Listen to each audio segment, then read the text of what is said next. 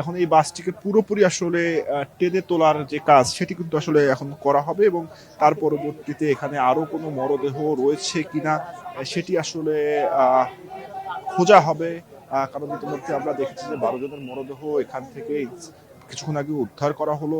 এর আগে 2 জন এখানে মারা গেছেন, যারা প্রথম অবস্থাতেই 2 নারী ভেসে উঠেছিলেন, তাদেরকে হাসপাতালে যাওয়ার পর তাদের মৃত্যু হয়। মোট 14 জন, এবং যে মৃতের সংখ্যা এবং যে সংখ্যা আমরা দেখছি সেখানে 2 জন পুরুষ, একটি ছেলে শিশু রয়েছে, বাকি 9 জনই কিন্তু নারী। ক্যামেরার চোখে দর্শক দেখতে পাচ্ছেন সেটি ঢাকায় যাচ্ছিল রাজবাড়ী থেকে, এবং সেটি যাওয়ার পথে এই যে দৌলতদিয়া যে ফেরিঘাট ফায়ার সার্ভিসের অফিসিয়াল তথ্য অনুযায়ী সেটি 9 জন, এবং এর আগে 2 জন যারা 200-র বেশি সার্ভিস ও ফিচারে লেনদেনের সব বিকাশ অ্যাপে সম্ভব।